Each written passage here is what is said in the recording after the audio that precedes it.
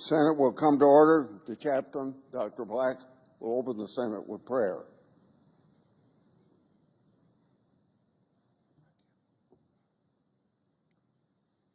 Let us pray.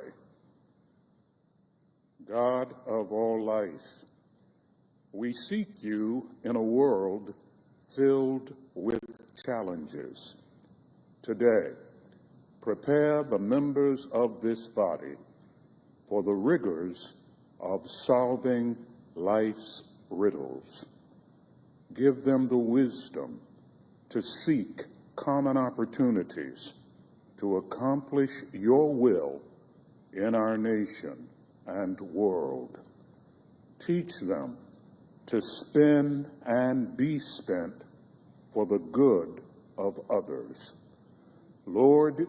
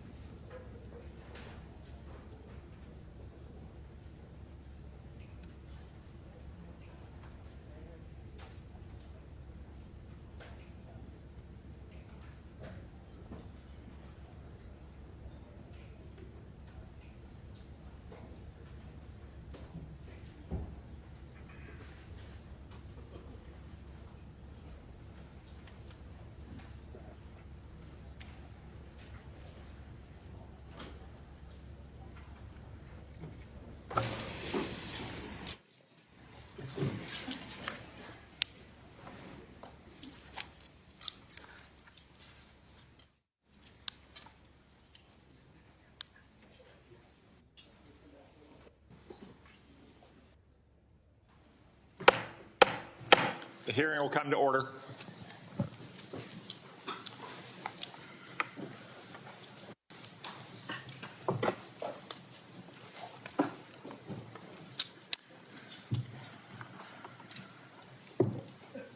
Good morning. Welcome to the Senate Intelligence Committee Annual Worldwide Threats hearing. I'd like to begin by welcoming our esteemed panel of witnesses, the Director of National Intelligence, Tulsi Gabbard, the CIA Director, John Ratcliffe, the FBI Director, Kash Patel, the Director of the National Security Agency and Commander of U.S. Cyber Command, General Tim Hawk, and the Defense Intelligence Agency Director, Lieutenant General Jeffrey Cruz. Thank you all for your appearance. Thank you for your leadership. I also want to recognize the hard work and dedication of the thousands of men and women in our intelligence community whom you're here to represent today. Their successes are seldom celebrated. Their accomplishments are often unseen. But our nation is grateful to each one for the vital work they do to keep our nation safe, prosperous, and free. Our annual Worldwide Threats hearing allows for the American people to receive an unvarnished and unbiased account of the real and present dangers that our nation faces. As we will hear from our witnesses, many of the threats we face are truly existential. Communist China is actively working to replace the United States as the world's dominant superpower. China uses coercive military, economic, and influence operations short of war to shape a world favorable to its interests and hostile to ours. These methods include the biggest peacetime military buildup in history, rapidly expanding its nuclear forces, providing critical assistance to help Russia withstand U.S. sanctions, obscuring its role in accelerating the spread of COVID-19 beyond Wuhan, turning a blind eye to Chinese companies that enable the production of fentanyl flooding into the United States, and putting space weapons on orbit, among other tactics. Iran, despite setbacks inflicted on its so-called axis of resistance by Israel over the last year, still aims to destroy what it calls the little Satan, the State of Israel, and what it calls the great Satan, the United States. It continues to arm Yemeni rebels to attack global shipping, though these outlaws have suffered terrible losses over the last 2 weeks thanks to decisive action by President Trump and our brave troops. I commend the President, Mike Waltz, Pete Hegseth, and his entire national security team for these actions. Iran also continues its decades-long effort to develop surrogate networks inside the United States to threaten U.S. citizens. Furthermore, Iran's nuclear program continues apace. It's actively developing multiple space launch vehicles, which are little more than flimsy cover for an intercontinental ballistic missile program that could hit the United States in a matter of years. But all this will soon come to an end. The supreme leader of Iran now faces a stark choice, thanks to President Trump.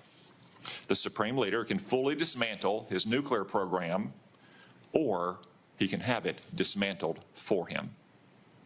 Finally, today's report also acknowledges that illicit drug production endangers the health and safety of millions of Americans.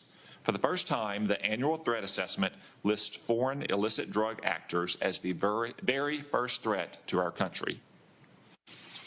As the report highlights, Mexican-based cartels using precursors produced in China continue to smuggle fentanyl and synthetic opioids into the United States. Last year alone, these deadly drugs tragically killed more than 52,000 Americans, more than the number killed in attacks by foreign terrorists or foreign nations. Given these threats, we have to ask, are our intelligence agencies well postured against these threats? I'm afraid the answer is no, at least not yet.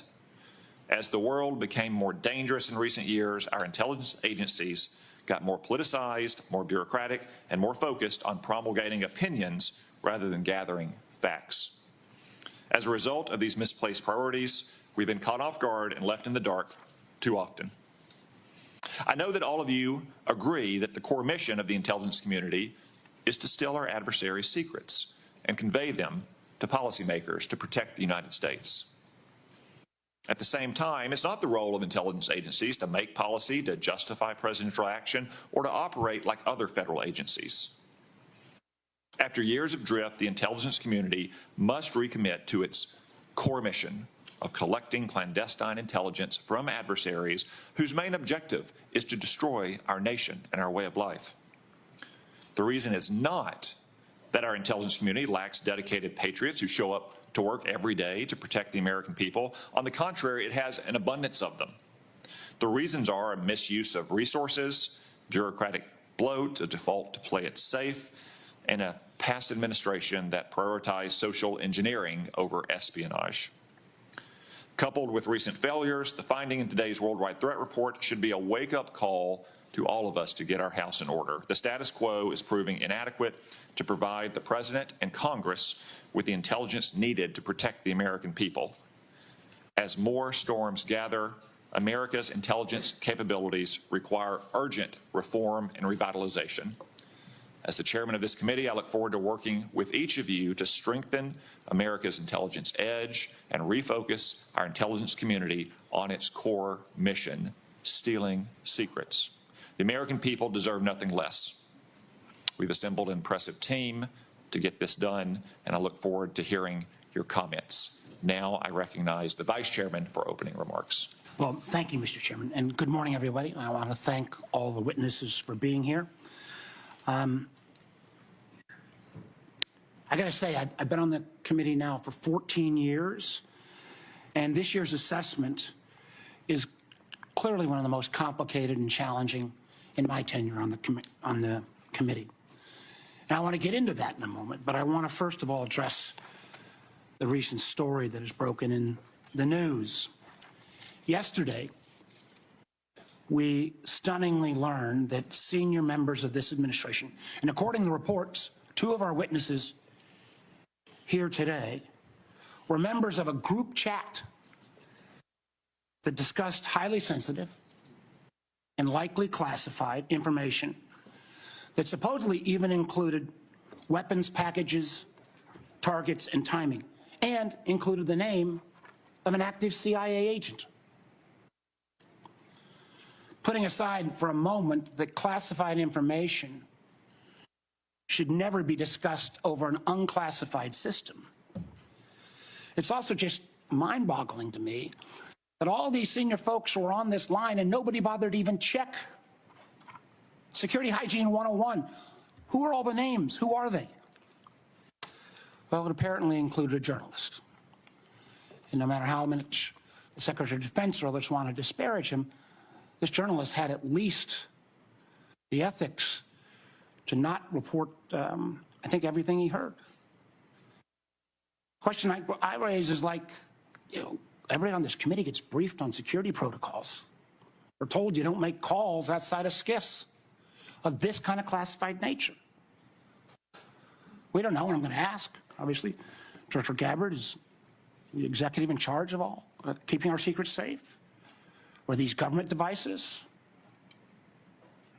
Were they personal devices? Had the devices been collected to make sure there's no malware?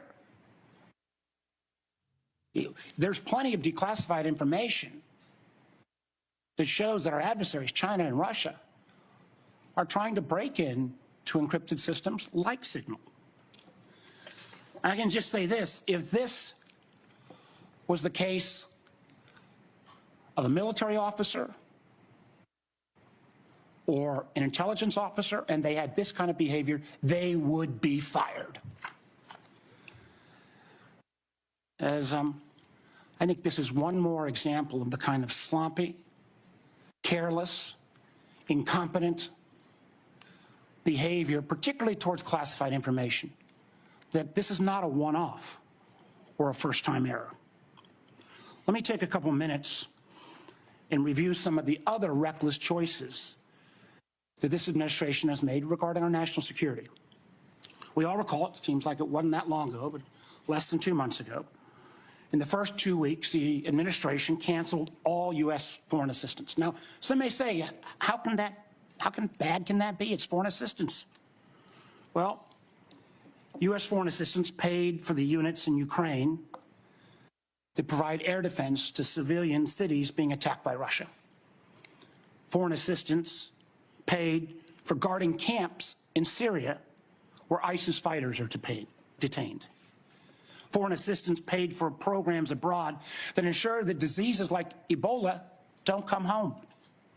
And until recently, it paid for the construction of a railway in Africa that would have helped given the United States much needed access to critical minerals in Congo. Now that project, China's going to try to finance it. As well, in the first 2 weeks, Dr. Patel, the administration fired several of our most experienced FBI agents, including the head of the Criminal Investigative Division, the head of the Intelligence Division, the head of the Counterterrorism Division, the heads of the New York, Washington, and Miami field office, all individuals who were distinctly and directly responsible for helping to keep America safe.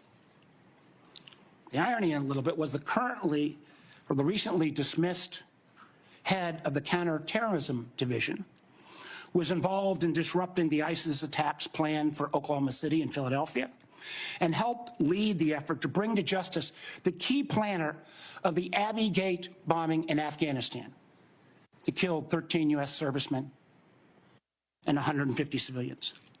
That very Abbey Gate effort was actually praised by the president in his State of the Union address.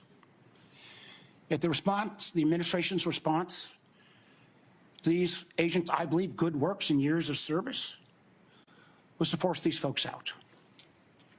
It's hard to imagine how that makes our country safer. Nor can I understand how Americans are made more secure by firing more than 300 staff at the National Nuclear Security Administration, including those responsible for overseeing the security and safety of the nuclear stockpile. Or by ousting 130 employees at CISA, the agency directly responsible for trying to take on China's Salt Typhoon attack. Again, after Salt Typhoon, I would have thought folks on that group chat might have thought twice. Or how we made safer by sacking 1,000 employees at the CDC and NIH who are actually directly working on trying to keep our country safe from disease. Or by pushing out hundreds of intelligence officers. The amazing thing is that our intelligence officers, they're not interchangeable like a Twitter coder. These intelligence officers, our country makes $20,000 to $40,000 of an investment just in getting a security clearance. Literally goes into six figures when you take the training involved. Can anyone tell how firing probationary individuals without any consideration for merit or expertise is an efficient use of taxpayer dollars? And just to make clear that yesterday's story in The Atlantic was not this rookie one-off, it's a pattern. I want to acknowledge Director Ratcliffe was not here in his position when this took place. But again, earlier in the administration, when a non-classified network was used, thereby exposing literally hundreds of CIA officers' identities, those folks can't go into the field now. How does that make our government more efficient? You know, again, this pattern of an amazing cavalier attitude towards classified information is reckless, sloppy, and stunning. And perhaps what troubles me most is the way the administration has decided that we can take on all our problems by ourselves without any needs for friends or allies. I agree that we've got to put America's priorities first, but America first cannot mean America alone. The intelligence we gather to keep Americans safe depends on a lot of allies around the world who have access to sources we don't have. That sharing of information saves lives, and it's not hypothetical. We all remember, because it was declassified last year when Austria worked with our community to make sure to expose a plot against Taylor Swift in Vienna. That could have killed literally hundreds of individuals. However, these relationships are not built in stone. They're not dictated by law. Things like the Five Eyes are based on trust, built on decades. But so often that trust is now breaking literally overnight. Yet suddenly, and for no reason that I can understand, the United States is starting to act like our adversaries are our friends. Voting in the UN with Russia, Belarus, and North Korea. That's a rogues gallery if I've ever heard of them. Treating our allies like adversaries, whether it's threats to take over Greenland or over the Panama Canal, destructive trade war with Canada, or literally threatening to kick Canada out of the Five Eyes. I feel our credibility is being enormously undermined with our allies, who I believe, and I think most of us on this committee, regardless of party, believes makes our country safer and stronger. But how can our allies ever trust us as the kind of partner we used to be when we, without consultation or notice, for example, stop sharing information to Ukraine in its war for survival against Russia? Or how can our allies not only not trust our government, but potentially not our businesses with such arbitrary political decisions? Let me give you a few examples. You know, as a result of a lot of work from this committee and others in Congress, we made sure America's commercial space industry is second to none. From space to launch to commercial sensing and communications, the United States has taken a record lead. Yet overnight, this administration called into question the reliability of American commercial tech industry when Maxar and other commercial space companies were directed to stop sharing intelligence with Ukraine. I got to tell you, I've been a business guy, I can't say longer than being an elected official, but pretty close. That shockwave across all of commercial space, and frankly, not just commercial space, I've heard it from some of our hyperscalers in the tech community, has sent an enormous chill. Who's going to hire an American commercial space company, government or foreign business, with the ability to have that taken down so arbitrarily? And it's not just in the case of commercial space. We've seen that Canada, Germany, Portugal have all been saying they're rethinking buying F-35s. I've heard from Microsoft and Google directly and Amazon that they're having questions about whether they can still sell their services. We've also seen foreign adversaries and friends take advantage of this rift in our national security areas and our scientists. Germany has already put out ads trying to attract some of our best scientists who've been rifted.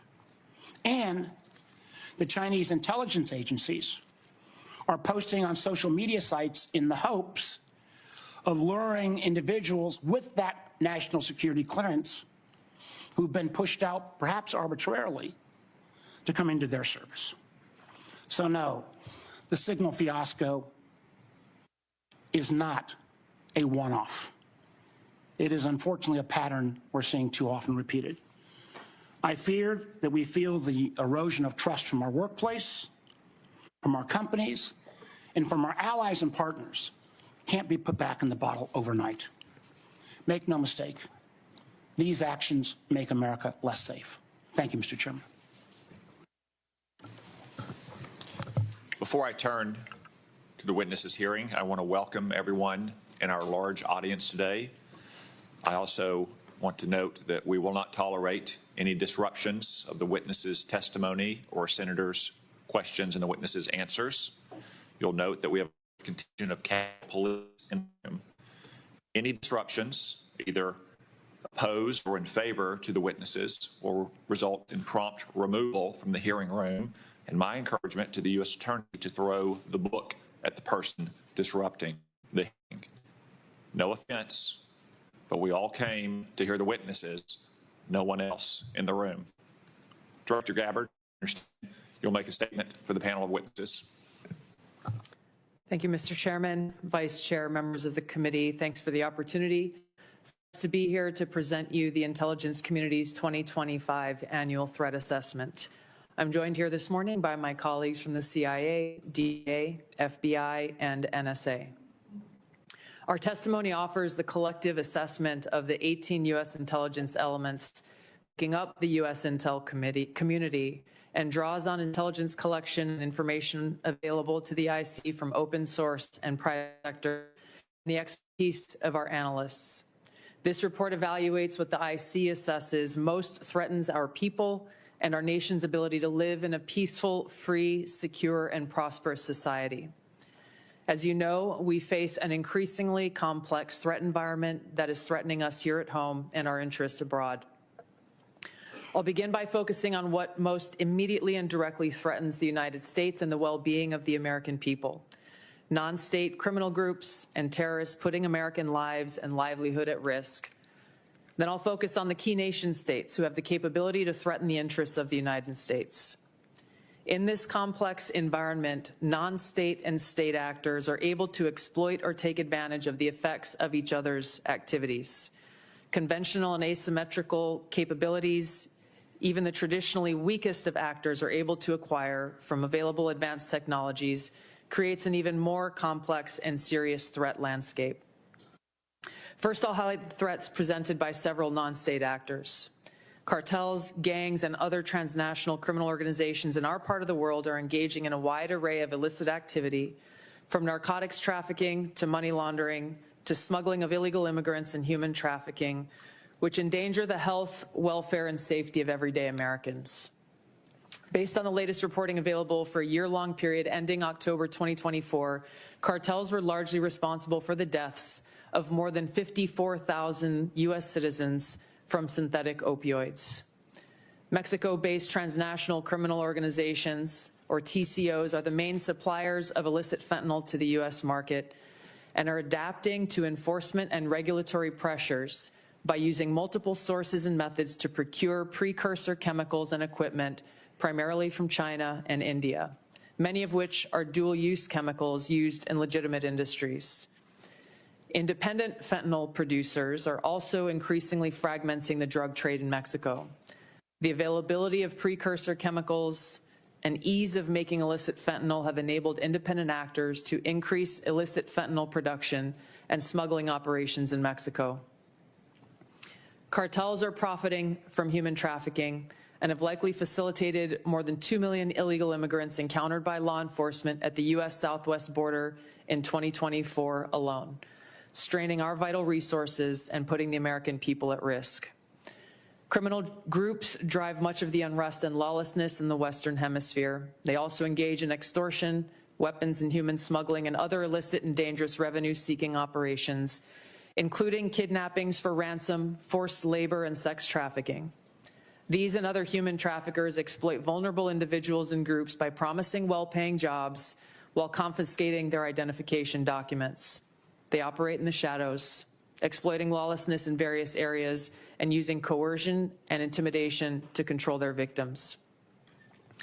While these key drivers of migrants are expected to persist, heightened U.S. border security enforcement and deportations under the Trump administration are proving to serve as a deterrent for migrants seeking to illegally cross U.S. borders. U.S. Border Patrol apprehensions along the southwest border in January 2025 dropped 85% from the same period in 2024. Transnational Islamist extremists such as ISIS and al-Qaeda and affiliated jihadi groups continue to pursue, enable, or inspire attacks against the United States and our citizens abroad and within the homeland to advance their ultimate objective of establishing a global Islamist caliphate. This includes heightened efforts to spread their ideology to recruit and radicalize individuals in the U.S. and the West. While the New Year's Day attacker in New Orleans had no known direct contact with ISIS terrorists, he was influenced and radicalized by ISIS ideological propaganda, as one example. Al-Qaeda and its affiliates continue to call for attacks against the United States as they conduct attacks overseas. These jihadist groups have shown their ability to adapt and evolve, including using new technologies and tactics to spread their ideology and recruit new followers. A range of non-state cyber criminals are also targeting our economic interests, critical infrastructure, and advanced commercial capability for extortion, other coercive pursuits, and financial gain. These actors use a variety of tactics, including phishing, ransomware, and denial of service attacks, to disrupt our systems and steal sensitive and lucrative information using available technologies and U.S. cyber vulnerabilities. Ransomware actors last year, for example, attacked the largest payment processor for U.S. healthcare institutions. And another set of criminal actors conducted cyber attacks against U.S. water utilities. Some of these non-state cyber actors also operate as proxies for or emulate similar activities carried out by major state actors.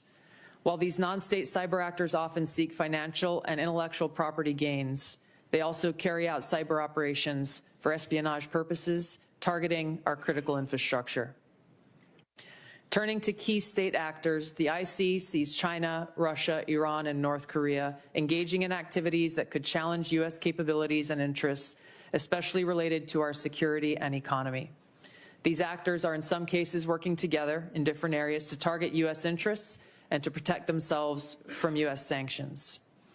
At this point, the IC assesses that China is our most capable strategic competitor.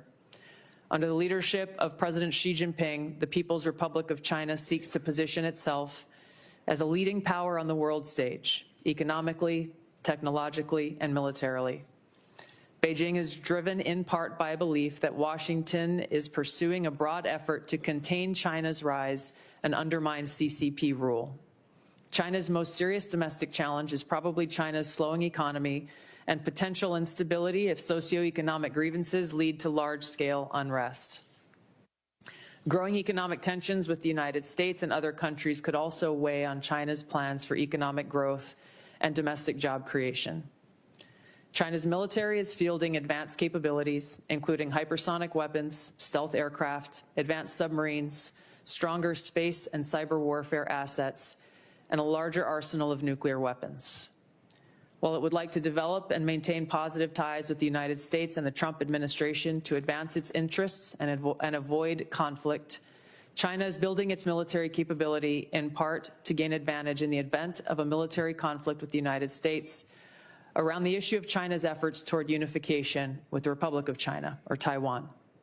China's military is also expanding its presence in the Asia-Pacific region with a focus on disputed territorial claims in both the East China and South China Seas.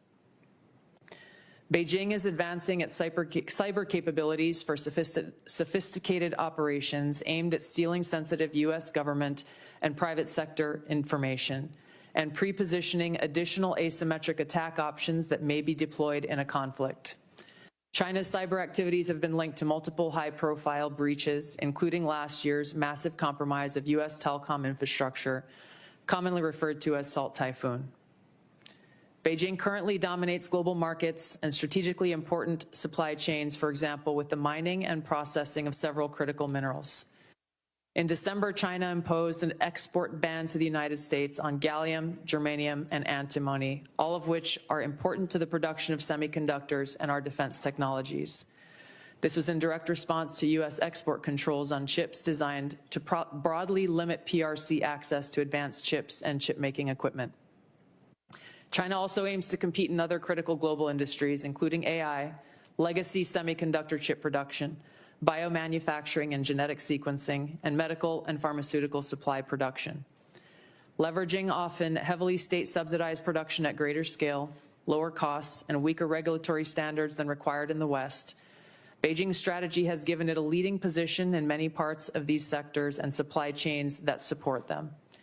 In 2023, for example, China had 5 first-in-class domestic drug approvals and 3 FDA approvals. Turning to Russia. Russia's nuclear and conventional military capabilities, along with its demonstrated economic and military resilience, make it a formidable competitor. Moscow has more nuclear weapons than any other nation that could inflict catastrophic damage on the United States and the world in the event of a major war that Russian leaders feared put them and their regime at serious risk. In late 2024, Russia announced updates to its public nuclear doctrine, expanding the conditions under which Russia would consider using nuclear weapons. Russia is building a more modern and survivable nuclear force designed to circumvent U.S. missile defense through reliable retaliatory strike potential. Russia intends to deter the U.S. by holding both the U.S. homeland at risk and by having the capabilities to threaten nuclear war in a conflict. Russia's developed advanced cyber capabilities and has attempted to pre-position access to U.S. critical infrastructure for asymmetric options and make it a persistent cyber threat. Russia's cyber activities have been linked to multiple high-profile breaches, including the 2023 hack of Microsoft. Russia is also fielding new capabilities and anti-satellite weapons meant to degrade U.S. and allied space infrastructure. Among Russia's most concerning developments is a new satellite intended to carry a nuclear weapon as an anti-satellite weapon, violating long-standing international law against such activity and putting the U.S. and global economy at risk. Iran continues to seek expansion of its influence in the Middle East, despite the degradation to its proxies and defenses during the Gaza conflict. Iran has developed and maintains ballistic missiles, cruise missiles, and UAVs, including systems capable of striking U.S. targets and allies in the region. Tehran has shown a willingness to use these weapons, including during a 2020 attack on U.S. forces in Iraq and in attacks against Israel in April and October 2024. Iran's cyber operations and capabilities also present a serious threat to U.S. networks and data. The IC continues to assess that Iran is not building a nuclear weapon, and Supreme Leader Khamenei has not authorized the nuclear weapons program that he suspended in 2003. The IC continues to monitor closely if Tehran decides to reauthorize its nuclear weapons program. In the past year, we've seen an erosion of a decades-long taboo in Iran on discussing nuclear weapons in public, likely emboldening nuclear weapons advocates within Iran's decision-making apparatus. Iran's enriched uranium stockpile is at its highest levels and is unprecedented for a state without nuclear weapons. Iran will likely continue efforts to counter Israel and press for U.S. military withdrawal from the region by aiding, arming, and helping to reconstitute its loose consortium of like-minded terrorists and militant actors, which it refers to as its axis of resistance. Although weakened, this collection of actors still presents a wide range of threats, including to Israel's population, U.S. forces deployed in Iraq and Syria, and to U.S. and international military and commercial shipping and transit. North Korean leader Kim Jong-un is pursuing stronger strategic and conventional capabilities that can target U.S. forces and allies in the region, as well as the U.S. homeland, to bolster North Korea's leverage and stature, defend its regime, and achieve at least tacit recognition as a nuclear weapons power. Kim's recently cemented strategic partnership with Russia supports these goals by providing him greater financial, military, and diplomatic support, reduced reliance on China, and providing North Korean forces and weapons systems authentic warfighting experience. Kim views his strategic weapons advances since 2019, its deepening ties with Russia, and North Korea's economic durability is strengthening his negotiating position against Washington's demands for denuclearization and lessening his need for sanctions relief.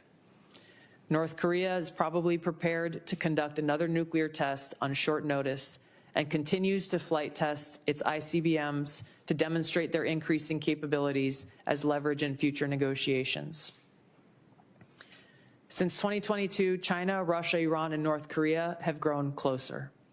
Removing the accelerant of the war in Ukraine is unlikely to revert these bilateral relationships to a pre-war 2021 baseline, leaving room for new strategic priorities and world events to create new incentives or challenges to their currently high levels of cooperation. Russia has been a catalyst for much of this expanded cooperation, driven heavily by the support it has needed for its war effort against Ukraine, including protection from U.S. and Western sanctions. In addition to its exchange of military and other resource capabilities with North Korea, Russia has relied more heavily on China's financial and defense industry backing, and also has increased combined military exercises with China to signal shared fortitude against the United States and U.S. allies in the Asia-Pacific region. With Iran, Russia has also expanded financial ties to mitigate sanctions. Iran has become a critical military supplier to Russia, especially of UAVs, in exchange for Russian technical support for Iranian weapons, intelligence, and advanced cyber capabilities. In conclusion, the threats that we see to U.S. national security are both complex and multifaceted and put the lives, safety, and well-being of the American people at serious risk. As the heads of the American people's intelligence community, we will continue to provide the President, Congress, and our warfighters with timely, unbiased, relevant intelligence to keep the United States secure, free, prosperous, and at peace. To the American people specifically, our intelligence community exists to serve you and to ensure your safety, security, and freedom. Thank you. Thank you, Director Gabbard. As I mentioned in my opening remarks, the annual threat assessment for the first time lists cartels and traffickers as the very first threat. Director Patel, I'm pleased to say that the FBI's Little Rock field office has been doing its part in addressing this threat. The field office, along with other federal, state, and local law enforcement agencies, have arrested nearly 300 immigrants in my state in 2025 so far. Could you provide some color about the nature of the threat these illegal immigrants have posed, not just to Arkansas, but our nation, perhaps including some of the details of the horrific offenses they've committed against the American people? Thank you, Mr. Chairman. Mr. Vice Chairman. Witness will suspend. The greatest threat to global security is Israel, and the whole world knows it. Stop funding Israel! Stop funding Israel! Stop funding Israel! Stop funding Israel! So that protester was a Code Pink lunatic saying the greatest threat to world peace is funding Israel. I will observe, for the benefit of the audience here on television, that Code Pink is funded by Communist China as well, which simply illustrates, speak up now if you want to be removed as well, whoever's saying that.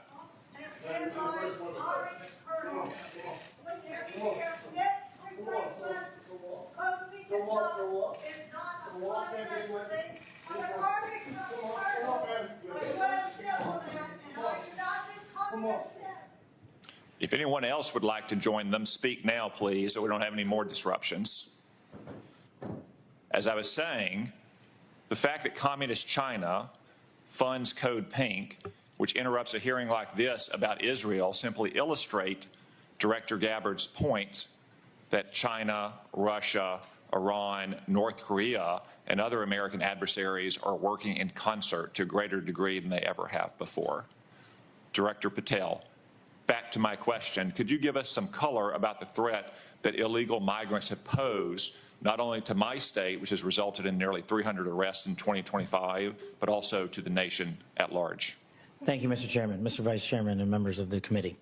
I appreciate the time to address you all. Specifically to Arkansas, Senator, the priorities at the FBI, which I identified during my confirmation hearing and since, is attacking violent crime along with national security. And every single state in this country is a border state. Arkansas is no exception. Allow me to highlight the work of the men and women in the FBI and state and local law enforcement in the state of Arkansas.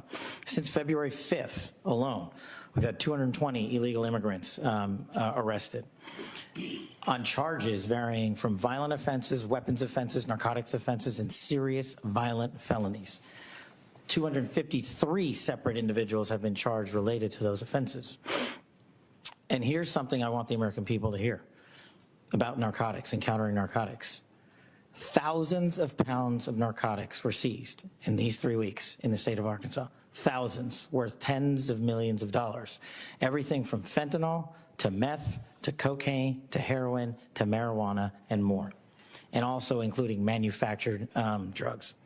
The FBI does have the biggest footprint in Arkansas, but we could not achieve this mission without our state and local law enforcement partners, which has been one of the priorities since I took the helm at the FBI.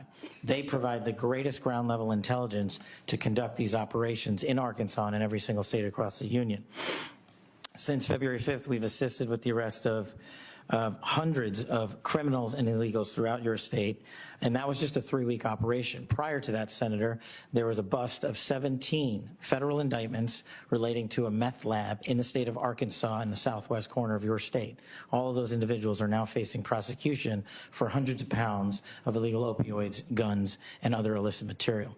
So we will continue to do that work. We will work it 6 to 7 days a week, 365 days a year, not just in your state, Mr. Chairman, but in every state.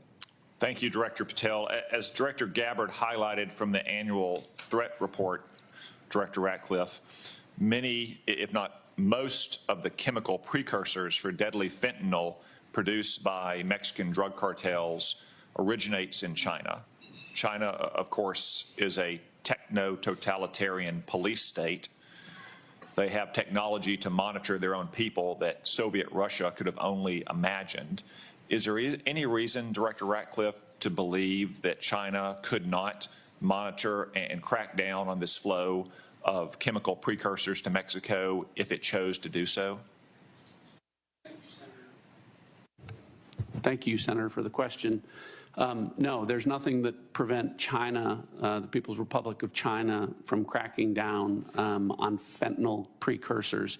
As you well know, Senator, one of the reasons that they don't is that there are more than 600 PRC-related companies that produce those precursor chemicals in an industry that generates $1.5 trillion.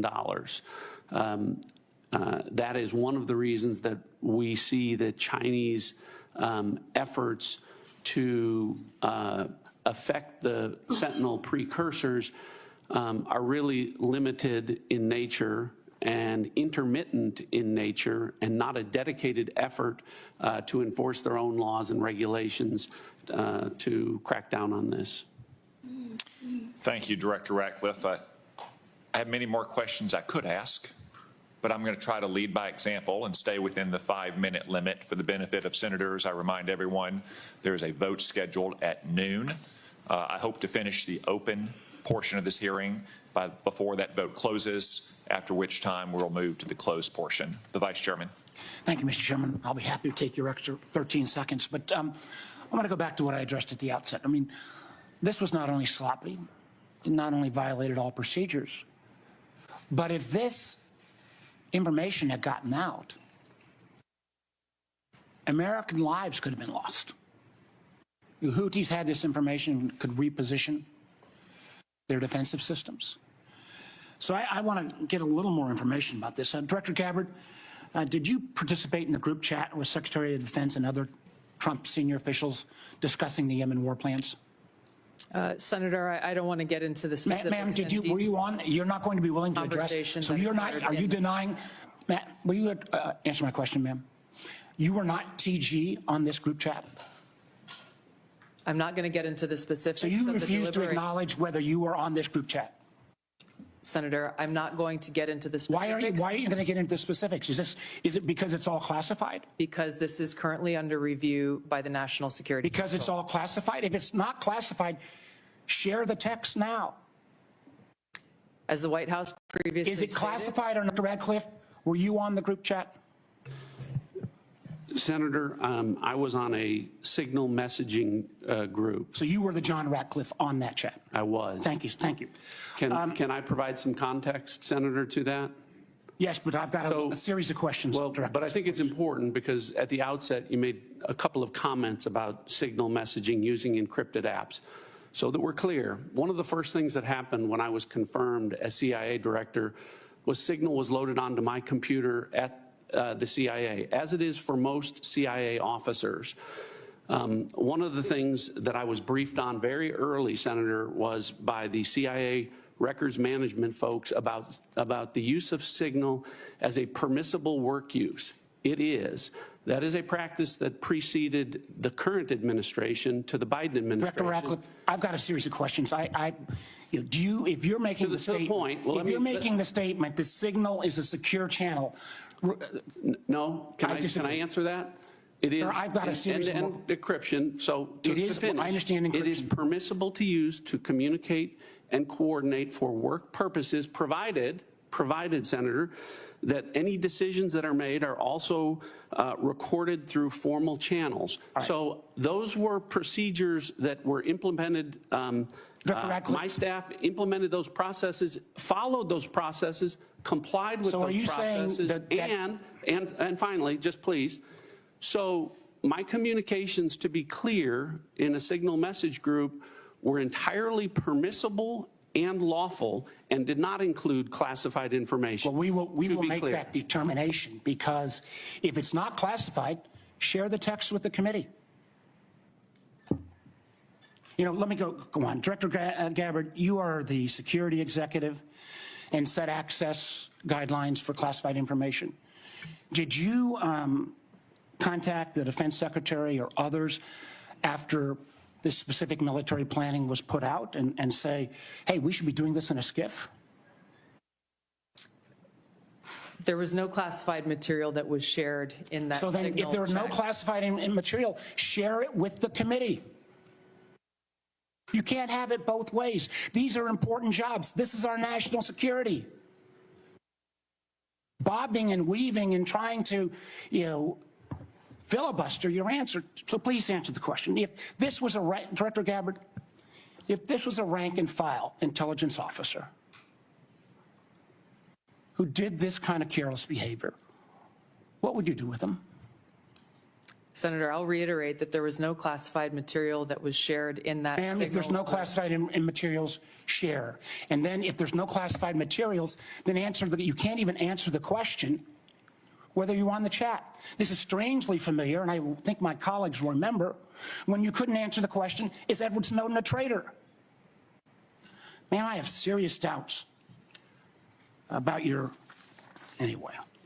Director Gabbard, I'm going to give you this. Tweeted just 11 days ago, and I'm quoting you, any unauthorized release of classified information is a violation of the law and will be treated as such. So if this information is classified, what are you going to do?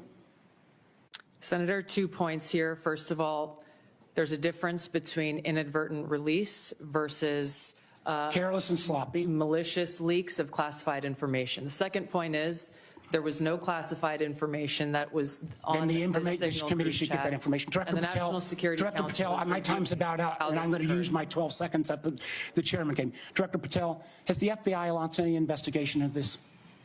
Senator, I was just briefed about it late last night, this morning. I don't have an update. I would like to get an answer by the end of the day. At this point in the ordinary course of affairs, I would recognize Senator Collins. She asked me to express to you that she is under the weather this morning. She regrets her absence, but anticipates submitting written questions to which I would request your prompt replies for the senator. Senator Cornyn. Director Gabbard, I applaud President Trump's efforts to try to bring an end to the war between Russia and Ukraine. I want to read a statement out of the annual threat assessment and just confirm that you agree with this. It says Russia views its ongoing war with Ukraine as a proxy conflict with the West, and its objective to restore Russian strength and security in its near abroad against perceived U.S. and Western encroachment has increased the risks of unintended escalation between Russia and NATO. Do you agree with that statement? And that is in the annual threat assessment, correct? Correct. I'd like to refer to an AP story, Associated Press, dated March 21st, 2025. The title of the article is "Western Officials Say Russia is Behind a Campaign of Sabotage Across Europe." This AP map shows it. Mr. Chairman, I'd like to ask unanimous consent that speak made part of the record. Without objection. The document that AP compiled, and I presume this is through open sources, documented 59 incidents, including cyber attacks, spreading propaganda, plotting killings, or committing acts of vandalism, arson, sabotage, or espionage. Is that consistent with your understanding and impression of what Russia's currently engaged in Europe? Senator, I haven't seen that specific article, but I can confirm that we assess Russia's attempts to conduct such sabotage activities in Europe. Thank you. One of the things that I'm most concerned about following some of the discussions between Russia and Ukraine and the United States and our other allies, obviously, as I said, peace between Ukraine and Russia is the desirable end state. I think you'd have to be crazy to say otherwise. But I also want to talk a little bit about the unexpected or maybe unintended consequences of European insecurity. I know the incoming Chancellor of Germany has talked about the possibility that Germany might share its nuclear weapons with Ukraine and suggested that the UK would be part of that. I know that Poland has talked about acquiring nuclear weapons, and perhaps other European countries to make up for what they view as a receding of the American umbrella of protection. General Krause, what would be the result of a proliferation of nuclear weapon-armed countries in Europe if, in fact, that would occur as a result of the perception of European insecurity? Senator, thank you for the question. One of the things that the intelligence community works very hard on is to understand who has nuclear weapons throughout the planet. And as discussed in the opening statements, both by the chair and by Director Gabbard, the proliferation and the increase in the types and the lethality of nuclear weapons is one of the things that we have to track and we as a nation are going to have to face. It has changed dramatically in the last 5 years and will continue to change over the next 5 years. The addition of additional countries which have their own deterrence policies and will act in a nuclear dialogue, or the presence of those weapons, the security of those weapons, the movement and the threat of use of those weapons complicates the environment by which all of us will operate and will complicate all of the decisions by which all future conflict and the political decisions that we support are the decision makers. It makes the world a more dangerous place, does it not? Senator, yes, it does. And just by way of history, Ukraine used to have the third largest arsenal of nuclear weapons on the planet, but as a result of negotiations between Russia and Ukraine and the United Kingdom, the Budapest Memorandum documented a commitment by Russia and the United States to protect the territorial integrity of Ukraine in exchange for them giving up their nuclear weapons. Did I correctly summarize the content of the Budapest Memorandum back in 1994? Yes, Senator, you did, and Ukraine willingly gave up its weapons for the protection of others. Thank you very much. Senator Wyden. Thank you, Mr. Chairman. And obviously, my colleagues and I feel very strongly about the war planning meeting over unclassified phones. Obviously reckless, obviously dangerous. Both the mishandling of classified information and the deliberate destruction of federal records are potential crimes that ought to be investigated immediately. And I want to make clear that I'm of the view that there ought to be resignation, starting with the National Security Advisor and the Secretary of Defense.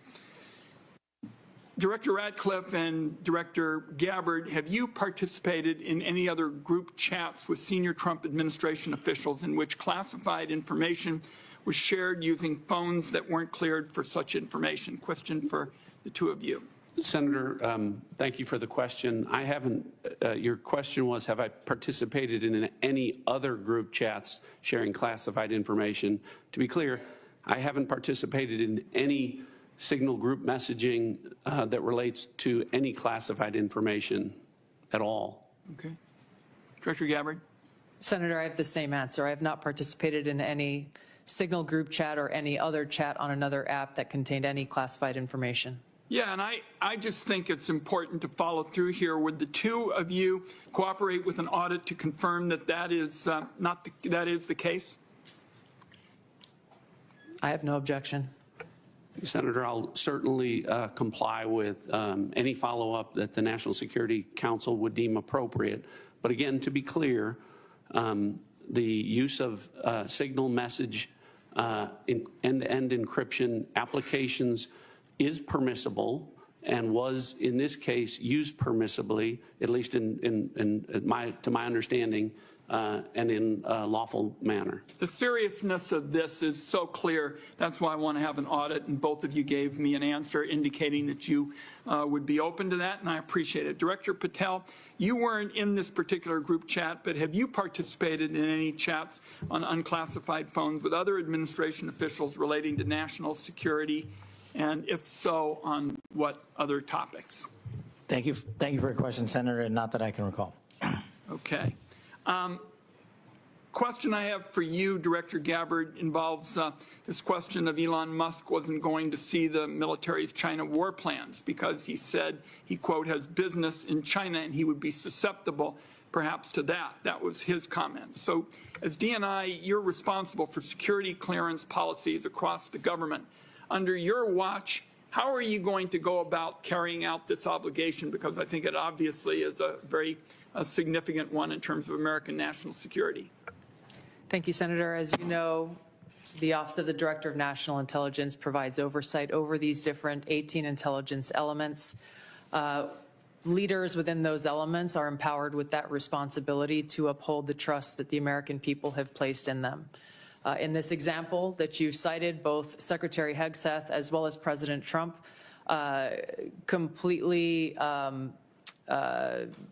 denied the assertion that Elon Musk was going to receive any kind of classified war plan brief pertaining to China or any other country. So on the question of whether the president has the prerogative to get clearances is really the area that I want to touch on, because you're formally responsible for security clearance policies, and that's why I'm asking about it. So can a president decide who gets the clearance? Yes. So what about your role? You're formally responsible for security clearance policies. That is also true. So how do we resolve it? President just gets his way. The elected president and commander-in-chief has the authority to provide a security clearance to those who he deems necessary. Mr. Chairman, and to the ranking member, I think we have to have a further discussion on this and figure out what the ground rules, are. I think it's clear what the director says. I just think we need more clarity, because I think you have the formal responsibility for security clearances, and now we've heard that this somehow is going to be the president's project, and I think we ought to have further discussions. Thank you, Mr. Chairman. Senator Langford. Mr. Chairman, thank you. Thank you to all of you, your service to the country. It matters. There are a lot of citizens of our country right now that have much greater security in their life because of the work that you do and the people that are working around you do. So I just want to say I appreciate that. For the folks in Oklahoma, they would definitely want me to be able to say thank you for your service. Let me ask a couple of questions on this. Director Gabbard, let me start with you on this.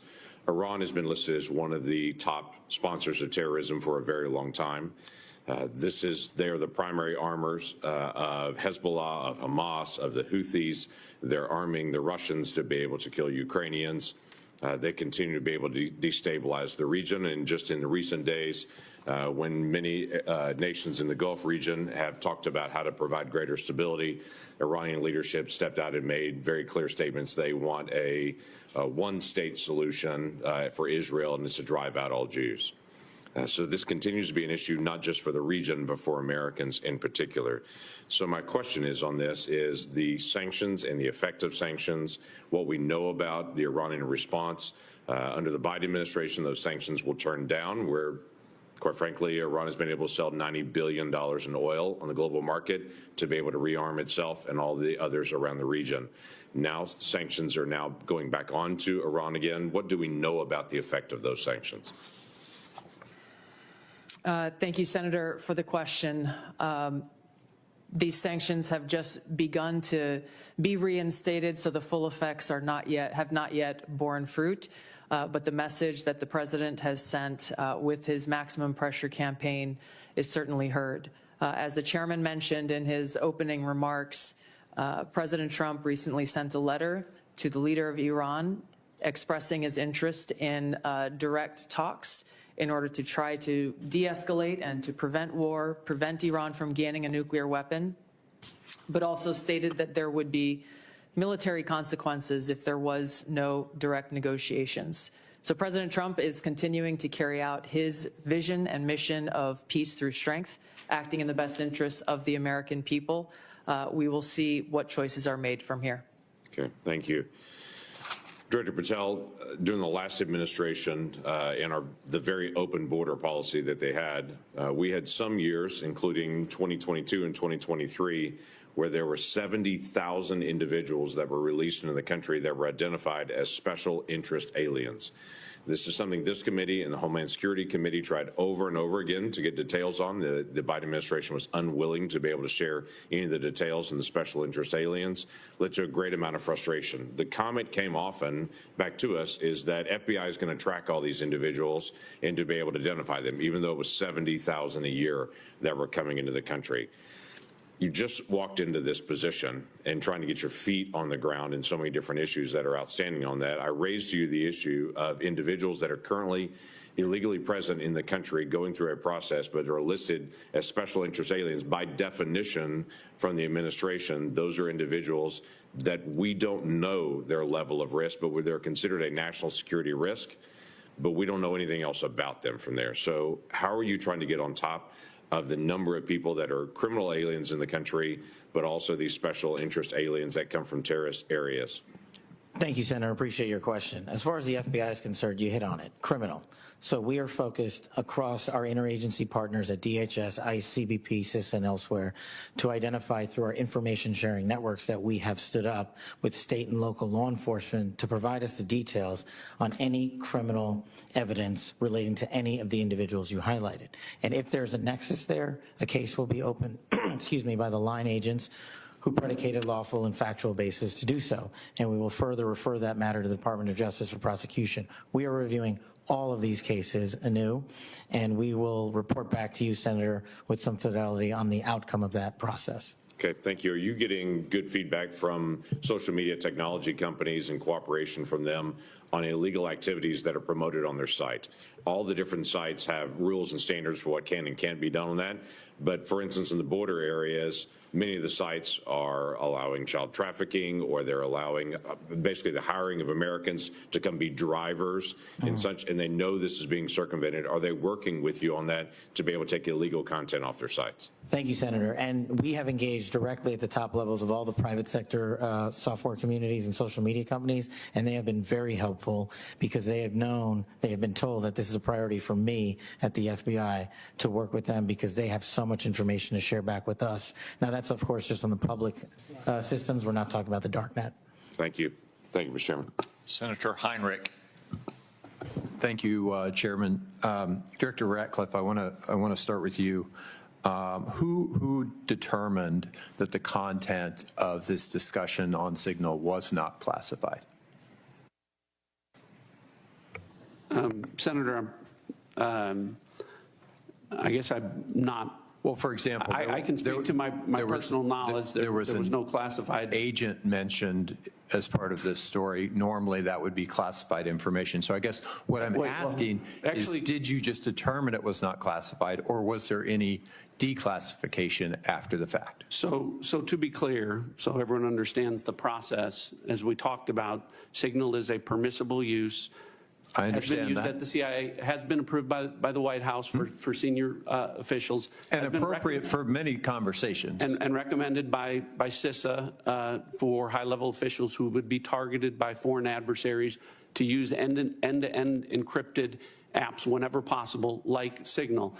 In this case, what the National Security Advisor did was to request through a Signal message that there be coordination. So you mentioned the name of a CIA active officer, correct?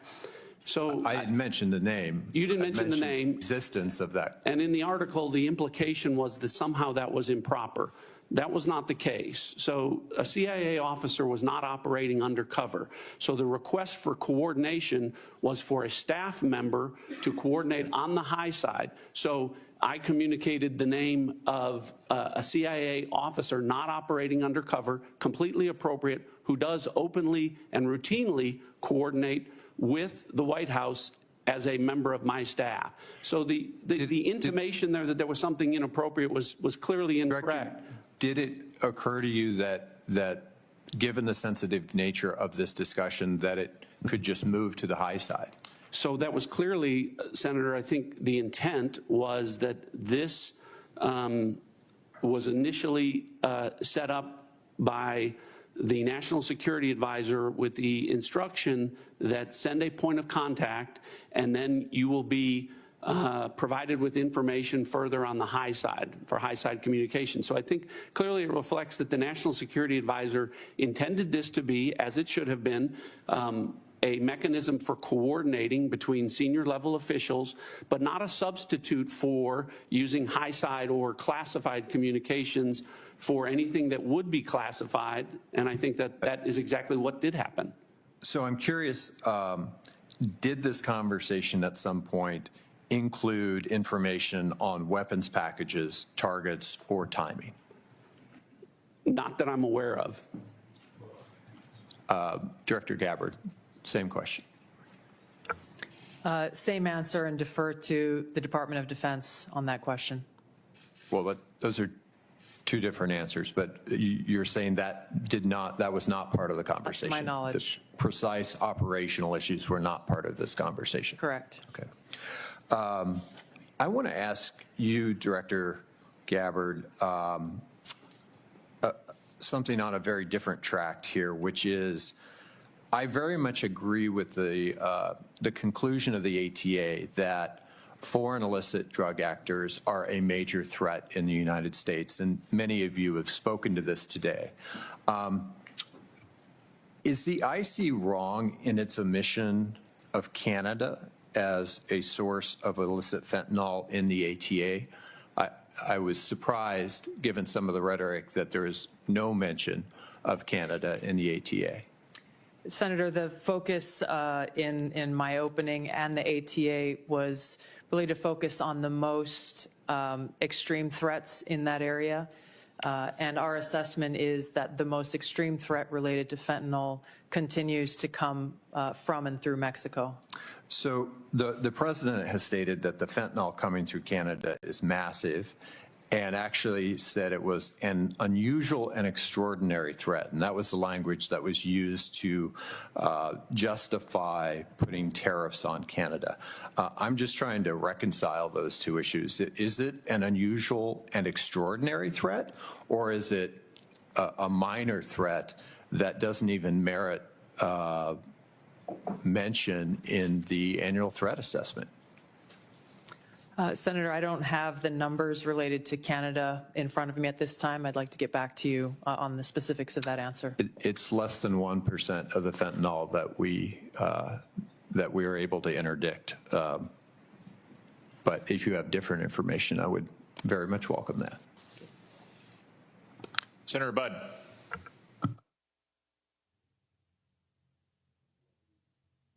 Thank you all for being here. And Director Gabbard, prior to your role here, we had a big storm in western North Carolina, and you were among those first from outside our state to show up. So thank you for your work there. Thank you for your ongoing work there and that of your family as well. It was good to see them when out in western North Carolina last week, so thank you. Director Hawk, so what do we need to do in regards to Volt Typhoon? There's a lot of pre-positioning that went on there. So where are we with that? And what do we need to do in regards to our power companies, whether it's generation or distribution, Duke Energy in my home state, or even the rural electric co-ops? What do we need? What have we learned? And what can I tell them? Senator, 99% of the critical infrastructure in the United States is controlled by private companies. So that really drives us to talk about how do we partner with industry and with the commercial sector, in this case, the power sector. Volt Typhoon began when industry came to the intelligence community and said, we're seeing anomalous activity, can you help us gain context? And we were able to bring context to that to be able to understand what the threat was and then to ultimately be able to identify who was behind that threat. Since that time, we've continued to work very closely with industry to be able to determine what are the right ways for us to be able to pursue these threats within networks to enable the interagency, to enable our partners and industry to be able to pursue them. That's the approach we have to take. It is a collaboration between the government and industry to be able to eradicate these threats, and we have continued to pursue them together since our first identification and notification that we did related to this particular threat. Thank you. What have you done on the offensive side here in regards to, I think there were three, Salt Typhoon, Volt Typhoon, and even Flax Typhoon. Maybe there were others, but those are the three that are known. Senator, I've been given really clear guidance in terms of what the Secretary of Defense expects in terms of our aggressive approach to be able to restore deterrence, and I look forward to talking with you about that in the closed hearing. Look forward to that. Directors Gabbard and Ratcliffe and Patel, thank you all again for being here. So as you're all keenly aware, Section 702 of FISA is an extremely useful authority to help keep our nation safe. I also know that we need to rebuild American people's trust and confidence that such authorities are not being misused by the intelligence community to unlawfully target Americans. So since taking over your respective agencies, can you tell me and tell the American people how effective the recent changes have been in protecting privacy and civil liberties of each and every Americans? And then, if you will, comment on how useful the authority is in generating intelligence that actually protects the homeland. We'll start with you, Director Gabbard. Senator, Section 702, which authorizes the foreign collection of non-U.S. persons outside of the United States, continues to be one of our most effective collection tools to ensure our national security. There are a number of reforms that the Senate passed, that Congress passed last year that have proven to strengthen the protections of Americans' Fourth Amendment rights. In the short time that I've been in this seat, I've seen a few examples of that directly, most recently through the FISA court, calling in an amici to come in and weigh in on a dispute regarding provisions that would further protect Americans' Fourth Amendment rights. I'll be visiting our friends at the NSA next week and doing a quote-unquote ride-along to observe directly how those reforms that Congress passed are being implemented to protect Americans' civil liberties, and look forward to reporting back after I've had that opportunity. Thank you. Director Patel. Thank you, Senator. With my background in FISA and 702, I just want to clearly delineate between FISA Title 1.3 and 702 collection. We need to both ardently defend its use, but also ardently support reforms that allow the American public to entrust that those charged with those capabilities are not violating the Fourth Amendment or any other violation. Speaking to Title I, Title III, when it comes to U.S. persons, I have already included an amendment in terms of FBI language to make sure that when a U.S. person is targeted, that the FBI specifically is responsible for culling through all exculpatory information that is reasonably known and satisfying that burden and stating it in the application. When it comes to 702, Senator, some of the biggest enterprise efforts we have had to thwart national security risk would not have occurred if 702 collection had gone dark. And the FBI continues to use that information to protect the homeland. We've had multiple takedowns in the last 6 months based on 702 and interagency collection processes, but we just need to ensure the American public, and I'm working with my team, that even in the 702 sphere, American citizens' information is protected. Thank you all. I look forward to the discussion in the closed session. Senator King. Thank you, Mr. Chairman. Director Gabbard, I didn't intend to get into the Jeffrey Goldberg story, but something you said has sort of puzzled me. According to open source reporting at 11:44 on the morning of March 15th, Secretary Hegseth put into this group text a detailed operation plan, including targets, the weapons we were going to be using, attack sequences, and timing. And yet you've testified that nothing in that chain was classified. Wouldn't that be classified? What if that had been made public that morning before the attack took place? Senator, I can attest to the fact that there were no classified or intelligence equities that were included in that chat group at any time. So, and I so the defer, attack sequencing and timing and weapons and targets you don't consider to should have been classified? I defer or were to the classified? Secretary of Defense, the National Security Council on that question. Well, you're the head of you're the head of the intelligence community. You're supposed to know about classifications. So your testimony very clearly today is that nothing was in that set of texts that were classified. I'll follow up on Senator Wyden's question. If that's the case, please release that whole text stream so that the public can have a view of what actually transpired on this discussion. It's hard for me to believe that targets and timing and weapons would not have been classified. Well, let me move on. You approved this report, this annual report, prepared by the Office of the Director of National Intelligence. Is this submitted to the White House routinely in anticipation of its public release? I don't know what you mean by submitted routinely. Was this report submitted to the White House before its release today? It was submitted to them once it was completed. I think probably around the same time it was sent to all of you. I want to move on. One note that surprised me, I've been on this committee now this is my 13th year. Every single one of these reports that we have had has mentioned global climate change as a significant national security threat, except this one. Has something happened? Has global climate change been solved? Why is that not in this report? And who made the decision that it should not be in the report when it's been in every one of the 11 prior reports? I can't speak to the decisions made previously, but this annual threat assessment has been focused very directly on the threats that we deem most critical to the United States and our national security. Obviously, we're aware of occurrences within the environment and how they may impact operations, but we're focused on the direct threats to Americans' safety, well-being, and security. How about how they will impact mass migration, famine, dislocation, political violence, which is the finding, by the way, of the 2019 annual threat assessment under the first Trump administration? You don't consider that a significant national security threat? For the intelligence community, being aware of the environment that we're operating in is a given. What I focused this annual threat assessment on, and the IC focused this threat assessment on, are the most extreme and critical direct threats to our national security. Let me ask a direct question. Who decided climate change should be left out of this report after it's been in the prior 11?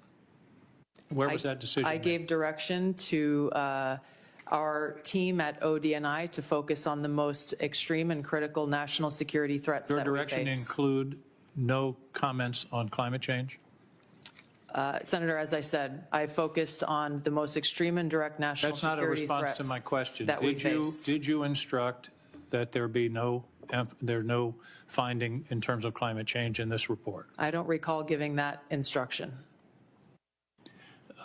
Final questions in a few short seconds that I have left. You all concede, and it's in the report repeatedly, about the cyber danger from China, from Russia, from Iran. Why then is the administration deconstructing CISA? 130 people fired.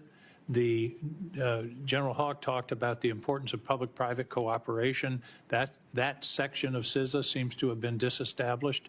What possible policy reason is there for undermining CISA's relationship to the states with regard to elections and to the private sector with regard to cybersecurity when the cybersecurity threat is only growing? Anybody want to tackle that? I won't speak for all of my colleagues here, but I don't believe any of us have any insight into those specific staffing decisions that have been made. Well, let me ask you this question. You've all found, the report has found explicitly growing cyber threats, including to elections from Russia, China, Iran. Do you believe that it's in the national interest to diminish our capacity to deal with those cyber issues? Yes or no? President Trump is focused on effects and making sure that the people that we have and the resources that we have are focused on our national security. He and his team recognize that more people doesn't necessarily always mean better effects. Those are some of the things that are driving the changes that we're seeing across the administration, is getting all of our agencies back and focused on their core mission.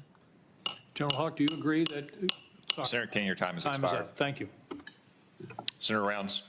Thank you, Mr. Chairman. First of all, thank you to all of you for your service to our country. With regard to the issue surrounding Signal, I'm going to address it, but I'm going to address it in the closed session so that we can get more in depth into that issue. In the meantime, I want to direct my first question to Director Ratcliffe.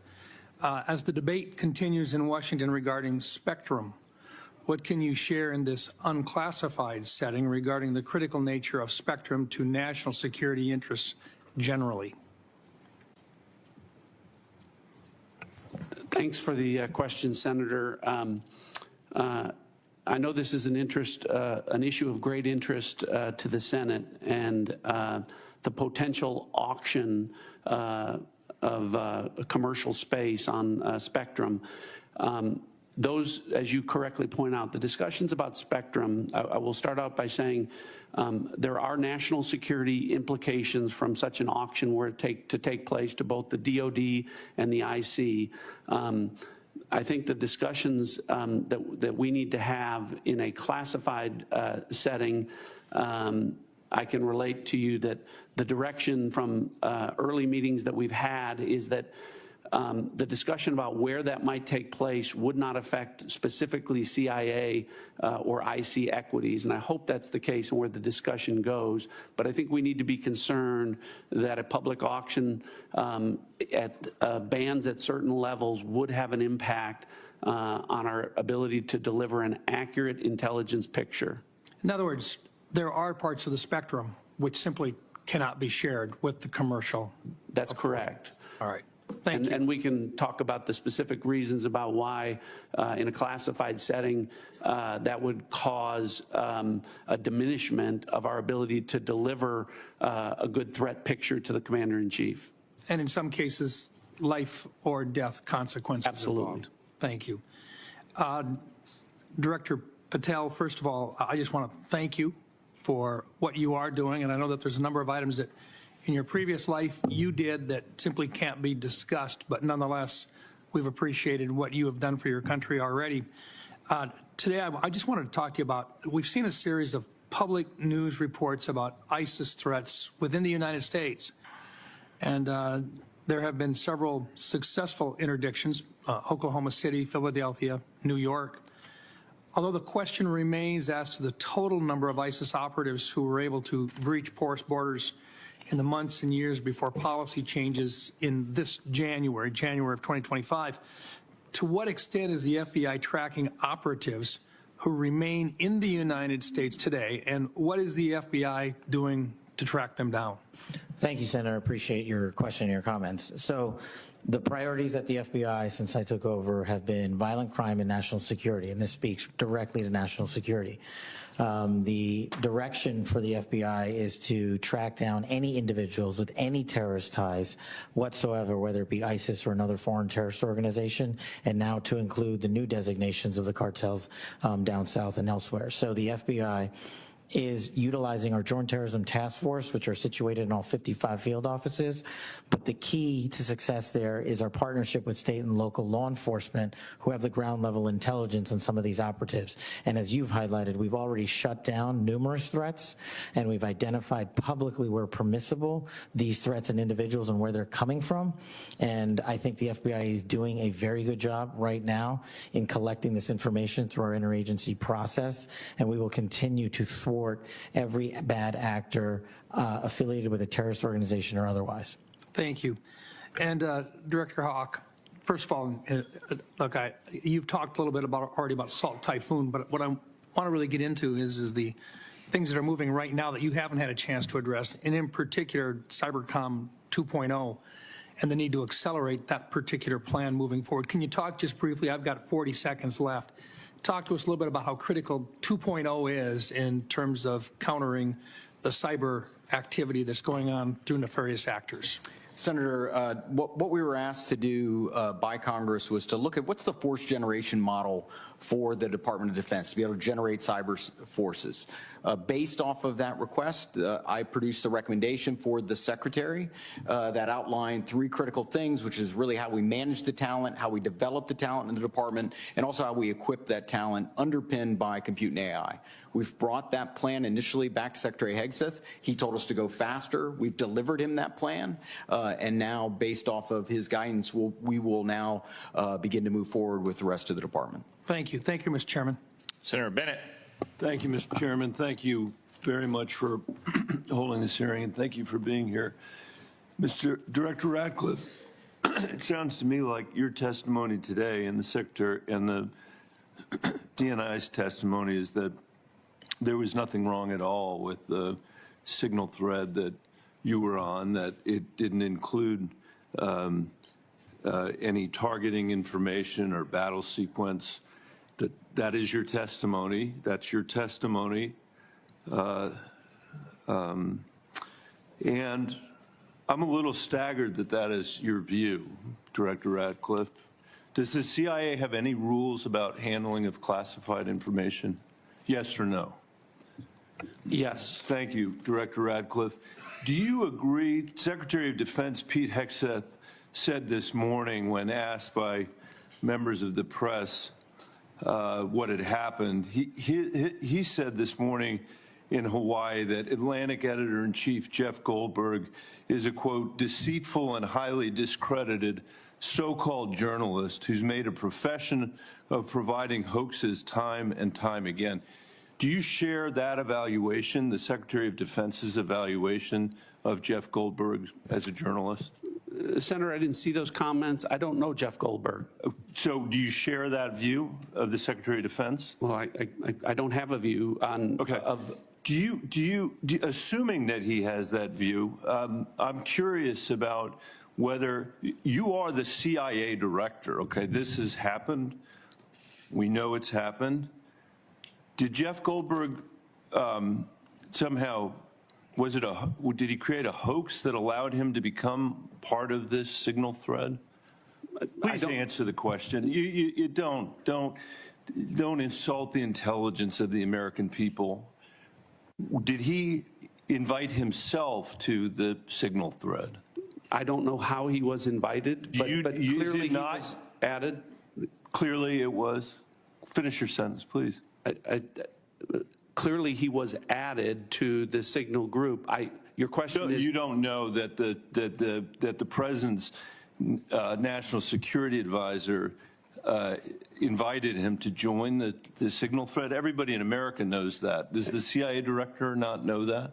I've seen conflicting reports about who added the reporter to the signal messaging group. You think that it's perfectly appropriate that there was a reporter added, especially one that the Secretary of Defense says is deceitful, highly discredited, a so-called journalist who's made a profession of peddling hoaxes over and over again. Is your testimony that it was appropriate that he was added to this signal thread? No, of course not. And why did you not call? Hold on, Senator. You're mischaracterizing my testimony. Good. You answered the question. Let me ask you. When he was added to the thread, you're the CIA director. Why didn't you call out that he was present on the signal thread? I don't know if you use signal messaging app. I do. Not for classified information, not for targeting, well, neither not do I, for Senator. anything remote. Neither do I, Senator. Well, that's what your testimony is today. It absolutely is not, Senator. Were you not listening at the beginning? No. When I said that I was using it as permitted, it is permissible to use. I agree that's your testimony. Yeah. I agree that's your testimony. You asked me if I use it, and I said not for targeting, not for classified information. And I said I don't either. I also know Jeff Goldberg. I don't use it to communicate with him, but you thought it was appropriate. By the way, I think he's one of the more outstanding journalists in America. But I'm shocked to find him on a thread that he's reading in the parking lot of a grocery store in Washington, D.C. And your testimony as the director of the CIA is that it's totally appropriate. Is it appropriate? No, that the Director, president? that is not what I. Okay, when did go I say ahead, it was? please. When did I use the word appropriate? Well, go ahead, please. Well, I didn't. That everybody in America. So clearly, there's nothing to Senator, see here is what your testimony is. No, I never said that. This is just a normal day at the CIA where we chat about this kind of stuff over Signal. In fact, it's so normal that the last administration left it here for us.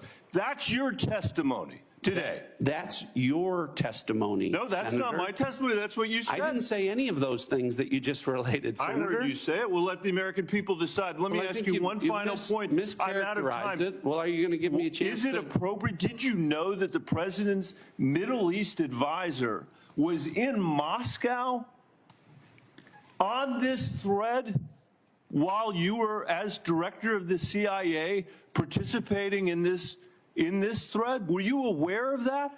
Are you aware of that today? I'm not aware of that today. This sloppiness, this incompetence, this disrespect for our intelligence agencies and the personnel who work for them is entirely unacceptable. It's an embarrassment. Senator? You need to do better. You need to do better. Thank you. I'm being gavelled by the chairman, and I apologize for going over my time. Senator Young. Thank you all for being here. I'll be asking some follow-up questions, clarifications about this Signal episode in a closed setting, and try and work with all of you to bring clarity to that situation. It appears to me there's some unanswered questions. It'll take some time, I think, to get there in a more dispassionate setting.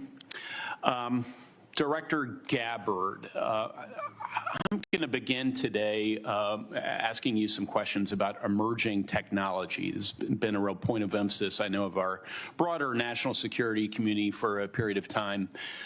We know that PRC is making generational investments in certain emerging tech, AI, biotech, and other areas of technology to reduce their vulnerability against any supply chain disruptions and to lead the world in some areas. As the IC assesses, the PRC is seeking to, quote, become a global S&T superpower, surpass the United States, promote self-reliance, and achieve further economic, political, and military gain.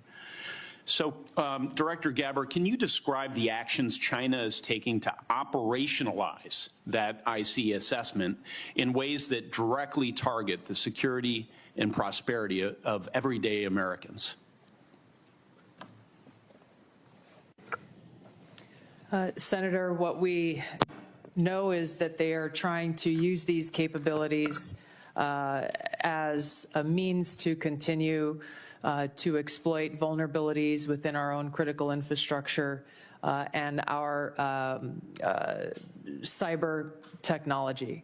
The critical infrastructure is a key area of concern given what we know has already been exploited, these asymmetric attacks that have been placed within our critical infrastructure that are of serious concern given how they could be exploited, especially during a time of conflict. We know that they are experiencing a boom in their generative AI capability and are competing very heavily against our own AI capabilities.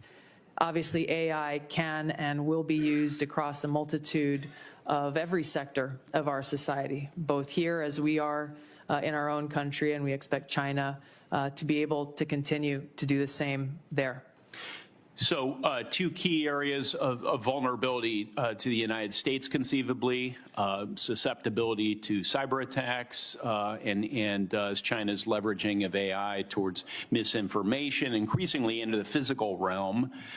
They can pose threats to us as well. As follow-up, Director Ratcliffe, you know, we've had Huawei, we've had TikTok. What do you believe will be the next point of technological friction and competition between the U.S. and China? What should members of Congress be looking for? Senator, I think I can answer this question more fully in the classified setting. What I would say is it relates to the issue of emerging technologies and matters of quantum computing and quantum sensing, and our ability to stay ahead of China on the technological curve with respect to those issues. I'd be happy to get into that in further detail in a classified setting. Excellent. We'll dive into that. Director Haw, General, how do you see biotech playing into this broader competition? I think it's an area that, from our perspective, has increasingly been a priority as we want to understand the approach that China has taken, and also to ensure that as we think about the president's priorities in terms of both economic and technology security, we are certainly, as a community, following DNI's guidance, that we are increasingly putting our resources to be able to ensure that we understand where China is investing in those resources and how that will impact our economy and overall the overall health of our national security. Thank you, General. Director Gabbard, not a lot of time left on this end, but I do have a little crypto interest I wanted to communicate to you. Can you share with this committee how we're positioned to disrupt foreign cyber efforts to steal cryptocurrency, such as the North Koreans have successfully done? If others would like to pull this thread and weigh in on this question very briefly, that would be great. Senator, we're obviously aware of North Korea's revenue generating by stealing cryptocurrency has had a significant effect on North Korea's capabilities. I defer to our technical experts on the actions that are being taken. Senator, I think this would be a great topic when we go to closed session. It's going to be a busy closed setting. Yes. Director Patel? I agree with the general. In closed session, I can provide some details. It's what you get when you visit with a bunch of spies. All right, Chairman. Senator Kelly. Thank you, Mr. Chairman. I'm going to come back to the topic of the day here, the signal chain as reported by The Atlantic. Ms. Gabbard and Mr. Ratcliffe, you each testified that there was no information operational in nature, no classified information. So I want to ask each of you just a series of, just respond yes or no. I'll start with Ms. Gabbard. In the signal chain that we have been talking about, was there any mention of a target in Yemen?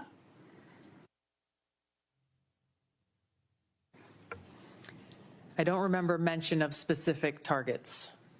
Any generic target?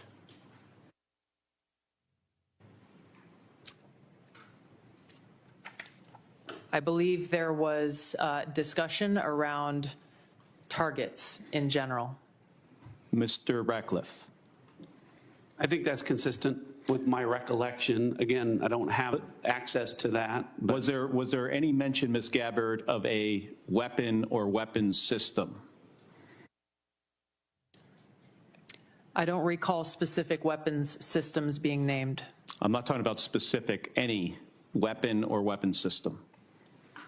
I don't recall specific names of systems or weapons being used or named within the Well, I'm not asking whether, I don't want you to tell me what the specific weapon was, but any weapon at all. Mr. Ratcliffe, same question.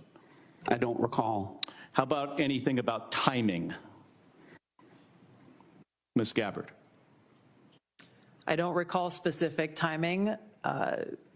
Was there any mention? I won't get into the detail of the conversation, but obviously there was a significant amount of planning and internal discussions that had occurred prior to and outside of this signal chat. Mr. Ratcliffe, you're nodding your head. Any mention of any military unit whatsoever? Mr. Ratcliffe. Not that I recall. Ms. Gabbard. Not that I recall. Okay. So I understand that DoD policy prohibits discussion of even what is called controlled unclassified information, or CUI, on unsecured devices. Are both of you aware of that DoD policy? I haven't read that policy. not familiar with the DoD policy, but I would say that the Secretary of Defense is the original classification authority for DoD in deciding what would be classified information. Ms. Gabbard, does the intelligence community have a policy that prohibits discussion of controlled, unclassified information? Yes. It does. Okay. Controlled, unclassified information, according to DoD, includes information that is information that has not been approved for public release. Would you, of what's been disclosed publicly of the signal chain, would either of you feel that that would be approved for public release? Ms. Gabbard. The discussion that took place in that Signal chat group was a conversation reflecting national security leaders and the vice president around the president's objectives. So yes or no, would you approve that for public release? I don't feel I can answer that question here. Because of the nature of this hearing? Because of the nature of a private discussion that took place between individual leaders in our government. It would make sense that you would not approve it for public release, wouldn't it? There are other factors that would go into that consideration. Mr. Ratcliffe, yes or no? I wouldn't approve the release of classified information. Again, as I've said, I'm not talking about classified information, Mr. Ratcliffe. I'm talking about information that has not been approved for public release. That is information that is considered controlled, unclassified information. The principles that would have been on that would have been individuals capable of approving that for public release. Do you, I got 20 seconds.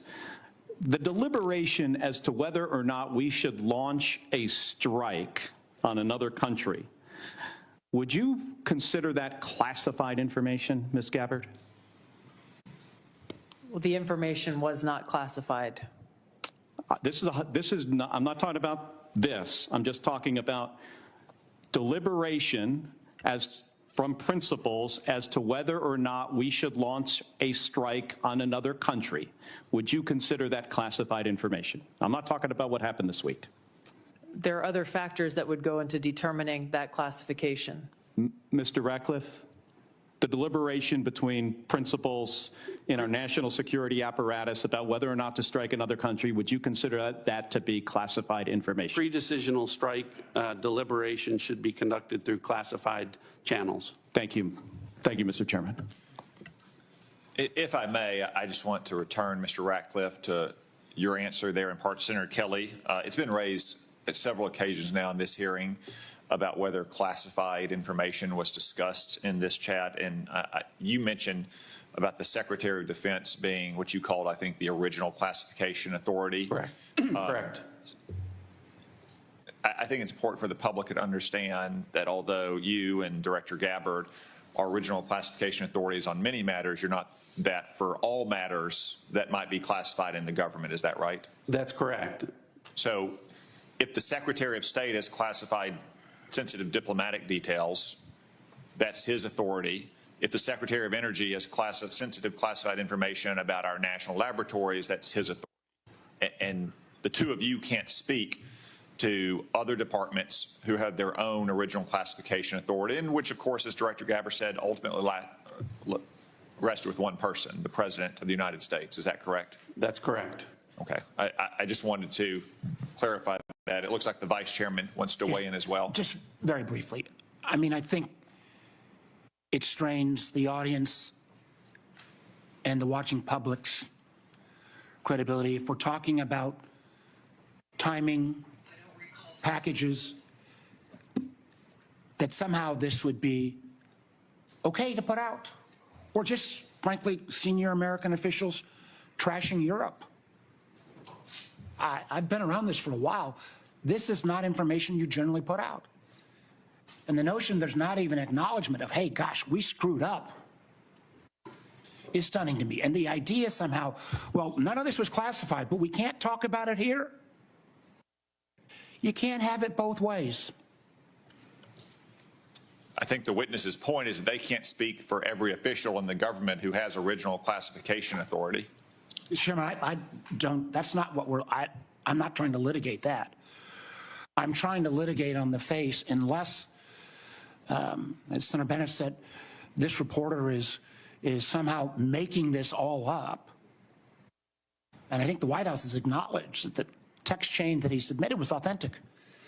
It strains my mind to think, it strains my mind if the shoe had been on the other foot, what my colleagues would be saying about this. And again, we're going to get to the bottom of it.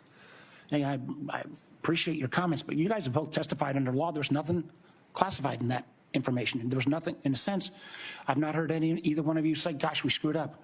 So we'll find out. This is too important to our national security. And again, I know we've got more members to cross. They testified, is my understanding, correct me if I'm wrong, that there's no intelligence community classified information. Is that correct? That's Director correct. Ratcliffe, is that correct? Director Gabbard? Yes, Chairman. Well, again. That's not correct. She said repeatedly there's nothing classified, period. Right, period. You can't have it both. And again, we'll see. I cannot believe this is not going to come out. And if it's not classified, again, we'd ask you to give it to the public today. I'm sure one of your aides back there probably got it on paper. If you got it here, it's not classified, stand by your position. Or is this just one more example of a careless approach to how we keep our secrets in this administration? With apologies to Senator Moran. Thank you, Mr. Chairman, and thank you to our witnesses for being here. I want to explore a little bit about Ukraine, and I'll direct this to Director Ratcliffe or Director Cruz. The ATA assesses that, quote, the grinding war of attrition in Ukraine, quote, will lead to a gradual but steady erosion of Kyiv's positions on the battlefield. Are Ukrainian forces at any significant risk of collapse this year?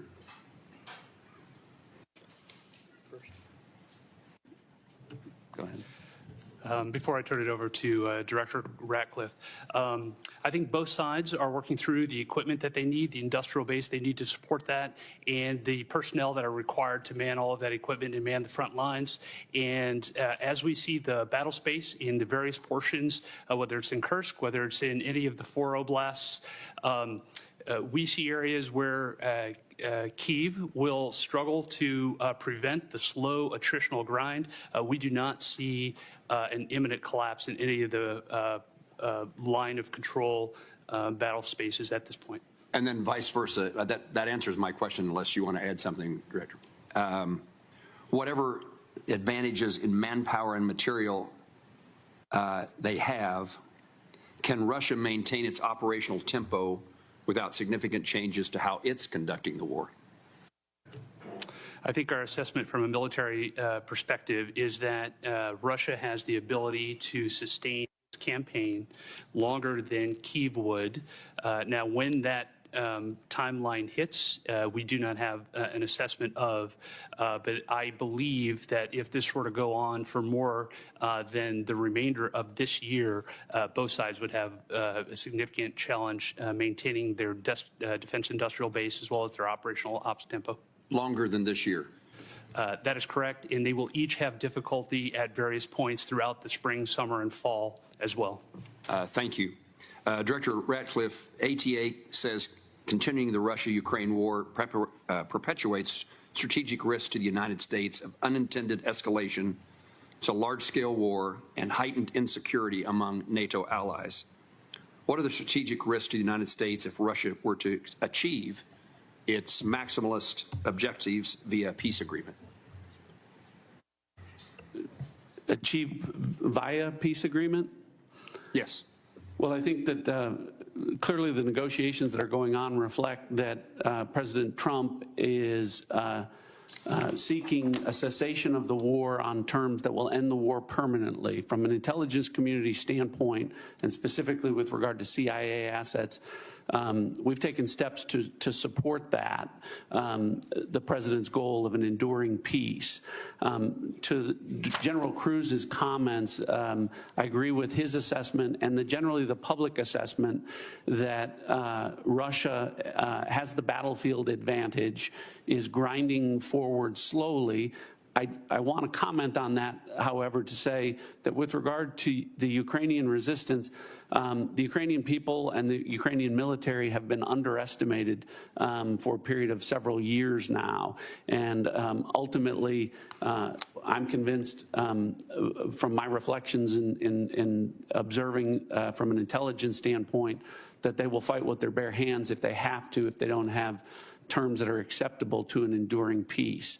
Obviously, to the point of maximalist goals, President Trump has communicated that he is aware of the dangers of that, of Russia getting what they want. And I think that the peace talks that are taking place would reflect, if successful, and they are making progress, that both sides would not get everything that they want and no one's maximalist goals would be achieved.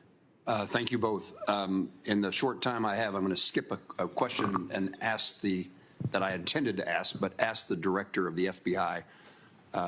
Director, I chair the subcommittee that appropriates money for the Department of Justice, including the FBI. It has been our practice that the FBI director as well as the Attorney General appear before our committee each year.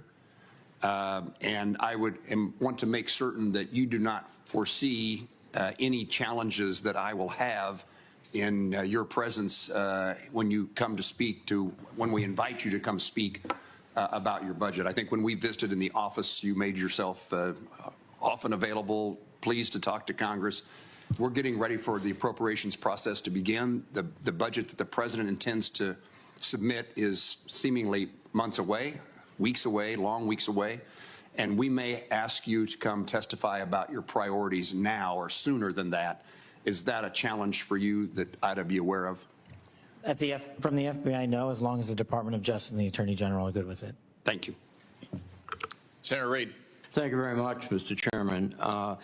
Director Ratcliffe, you have repeatedly made the point that there was no classified information contained in any of these discussions that were reported in the Atlantic Monthly. Is that correct? No, that's not correct. So, Senator, what I've related is that any information that was related from my perspective or that I observed from the intelligence perspective was not classified information. With respect to the assertions and the allegations that there was strike packages or targeting information or things that relate to DOD, as I pointed out, the Secretary of Defense is the original classification authority for determining whether something's classified or not. And as I've understood from media reports, the Secretary of Defense has said the information was not classified.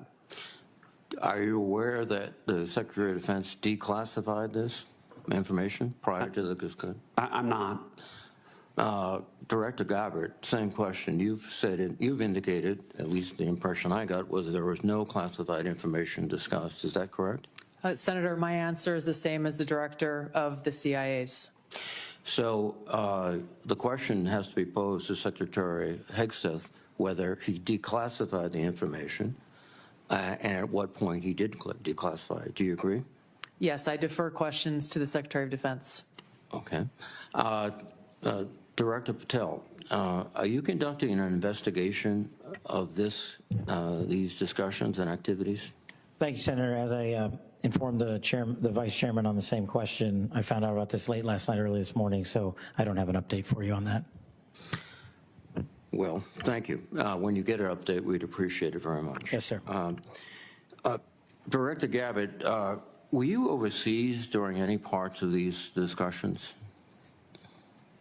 Yes, Senator, I was. Were you using your private phone or a public phone for the signal discussions? I won't speak to this because it's under review by the National Security Council. Once that review is complete, I'm sure we'll share the results with the committee. What is under review? It's a very simple question. Are you your private phone or an officially issued phone? What could be under review? National Security Council is reviewing all aspects of how this came to be, how the journalist was inadvertently added to the group chat, and what occurred within that chat across the board. But so you were not going to disclose anything about whether you use the phone. Director Ratcliffe, there's been indication that the CIA has warned recently retired personnel about the vulnerabilities of Signal and other encrypted messaging applications. If that's the case, why were you discussing these issues on Signal?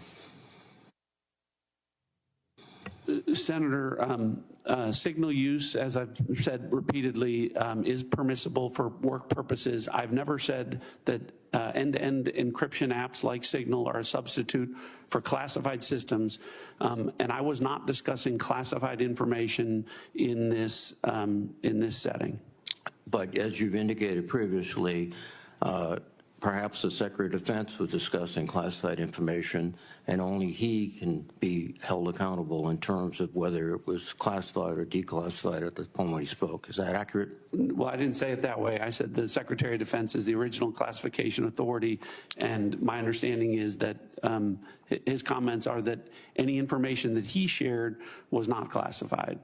But you have no way to verify that? I don't.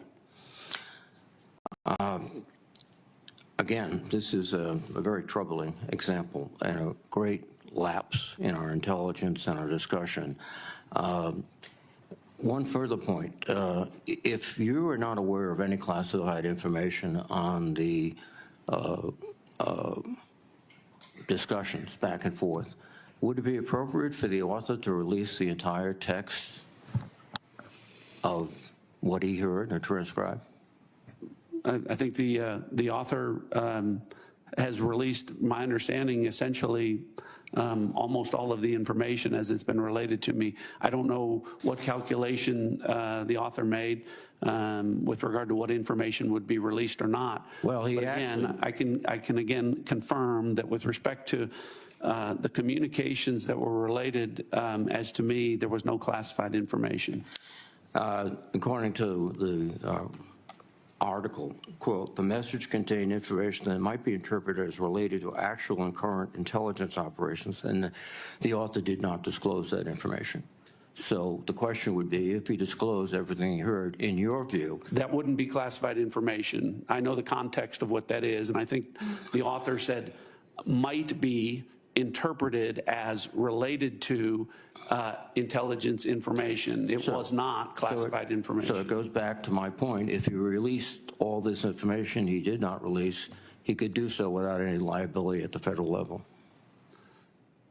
I think you're asking for a legal answer that I'm not able to give you, but. Mr. Patel, can you opine? You're a lawyer and you're the director of the FBI. Would he face any legal liability if he released the information? Because of the questions you and the Vice Chairman have put to me, I'm not going to prejudge the situation, and that legal call is ultimately for the Department of Justice.